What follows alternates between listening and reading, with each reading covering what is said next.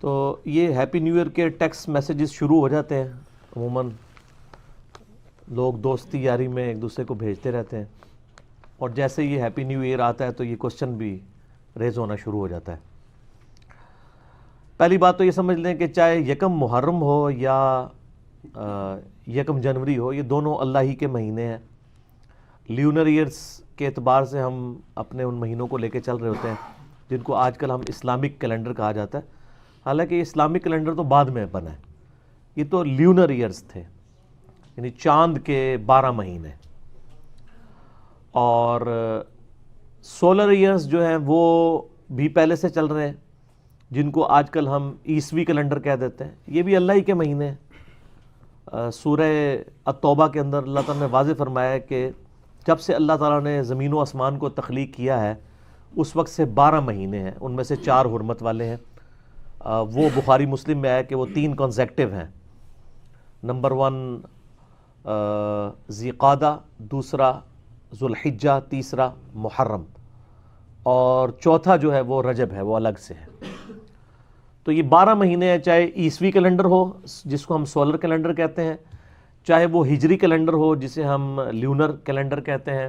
چاند کے مہینے۔ اس کے اوپر آلریڈی میرے بڑی ڈیٹیل سے گفتگو ریکارڈڈ ہے عیسوی کیلنڈر اور ہجری کیلنڈر کے اعتبار سے، جسے شوق ہو تو وہ دیکھے، میں آج اس کو ڈسکس نہیں کروں گا۔ تو یہ ٹیکسٹ میسیج کوئی بھیج دیتا ہے یا کسی کو مبارکباد بھیج دیتا ہے تو یہ کوئی دین کا مسئلہ نہیں ہے کہ اسے بدعت کی کیٹیگری میں فال کروایا جائے۔ ہیپی نیو ایئر ہو یا کوئی برتھ ڈے منا دیتا ہے تو یہ دینی ایکٹیویٹی نہیں ہے۔ اسلام میں جو دینی ایکٹیویٹی ہے نا،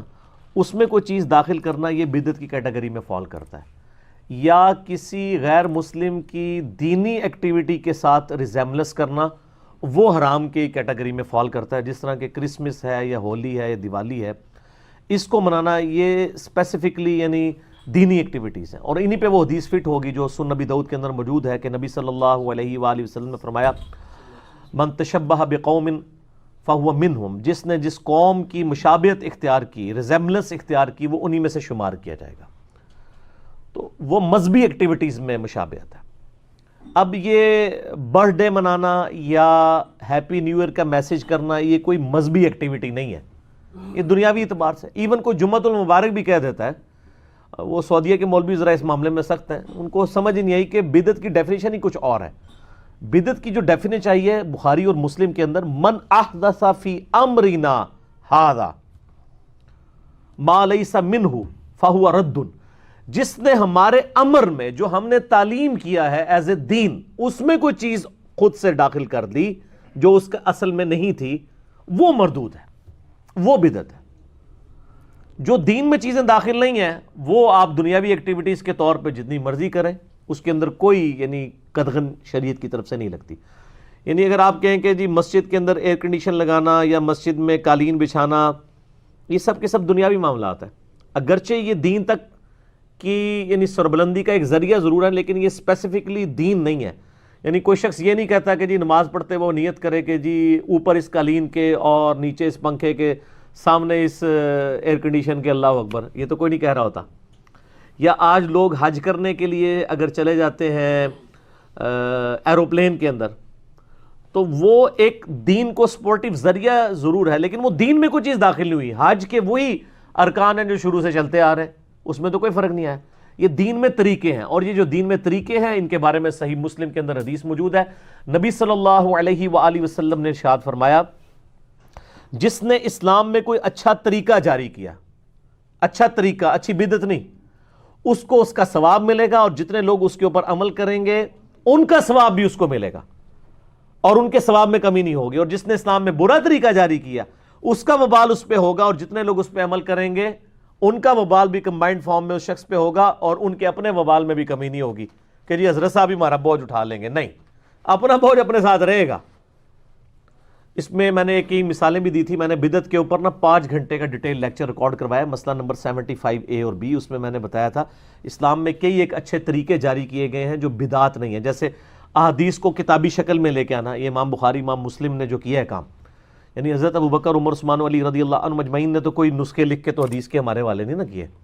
یہ ایک اسلام میں اچھا طریقہ ہے۔ اسی کی اینڈرائڈ ایپ بنا لینا، اس کو پی ڈی ایف کے اندر لے آنا، امیجز کی فارم کے اندر لے آنا، مکتبۃ الشاملہ سافٹ ویئر بنا لینا، یہ سب کی سب چیزیں کیا ہیں؟ دین میں ایک اچھے اچھے طریقے ہیں۔ اسی طریقے سے اور کئی طریقے تو ایسے ہیں جن پہ اجماع ہو چکا ہے، جس طرح نماز کی ٹائمنگ جو ہم نے فکس کر دی ہے، نبی علیہ السلام کے زمانے میں تو فکس نہیں تھی، اذان ہوتی تھی، اس کے بعد امام کا انتظار کیا جاتا تھا، لیکن آج کوئی امام کا انتظار کرتا ہے؟ لیکن امت نے اجماع کر لیا کہ بھی اگر 7 بجے عشاء کا ٹائم ہے سردیوں میں تو 7 بجے امام کو پہنچنا ہوگا، ٹھیک ہے جی۔ تو یہ گھڑی جو ہے اس کے ساتھ ان چیزوں کو ریلیٹ کرنا ایک اسلام میں ایک اچھا طریقہ جاری ہوا ہے، بلکہ یہ گھڑی جس نے بنائی ہے جناب اس کو تو ثواب جاریہ ہوگا اگر وہ مسلمان ہوا، اس کی وجہ سے کتنے یعنی معاملات سیٹل ہوئے ہیں۔ اسی طریقے سے نماز کی ٹائمنگ کے سافٹ ویئر بن گئے ہیں، یہ مسلم پرو بنا ہوا ہے، ایک اینڈرائڈ ایپ بنی ہوئی ہے، آئی فون کی ایپ بھی بنی ہوئی ہے جس میں نماز کی ٹائمنگ ہے، آپ سب کچھ دیکھ سکتے ہیں۔ ایزی قرآن و حدیث سافٹ ویئر بنا ہوا ہے احادیث کی کتابوں کا، اردو کے اندر، مکتبۃ الشاملہ عربی کے اندر، یہ سارے کے سارے دین کے اندر اچھے طریقے ہیں۔ یہ جو ہیپی نیو ایئر ہے یہ دین کے اندر کوئی ایکٹیویٹی نہیں ہے، اگر کسی کو ٹیکسٹ کر دیتا ہے تو ایک دنیاوی ایکٹیویٹی ہے مبارکباد کے طور پہ، ٹھیک ہے۔ اور پھر یہ کہنا جی عیسوی کیلنڈر جو ہے یہ کافروں کا ہے، اور پھر وہ پتہ نہیں کیا کچھ انہوں نے بنایا، وہ کہتے ہیں دیکھیں جی یہ ہم اے ڈی بولتے ہیں، پتہ ہی نہیں ہے کہ اے ڈی کا مطلب آفٹر ڈیتھ ہے ہی نہیں ہے، یہ خود سے بنایا آپ نے۔ بی سی بیفور کرائسٹ وہ تو ہے، اے ڈی آفٹر ڈیتھ نہیں ہے، یہ آفٹر کرائسٹ ہوتا نا، اے سی ہوتا۔ یہ ہے لیٹن ورڈ ہے اینو ڈومینی، اینو ڈومینی کا مطلب ہے ایئر آف دا لارڈ، یعنی ہمارے آقا کی پیدائش کا سال، یعنی یہ کرسچن اس کو مناتے تھے اس حوالے سے کہ یہ ہمارے آقا کی پیدائش کا سال ہے۔ عیسیٰ علیہ السلام جو زندہ آسمانوں پہ اٹھائے گئے ہیں یا ان کے نزدیک اسیسینیٹ کیے گئے ہیں وہ 33 عیسوی میں کیے گئے ہیں، 25 دسمبر کی تو پیدائش ہے،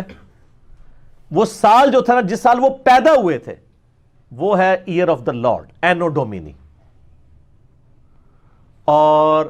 اٹھائے گئے ہیں وہ 33 عیسوی میں، 33 ایئرز جب ہوئے تھے عیسوی کے اس میں،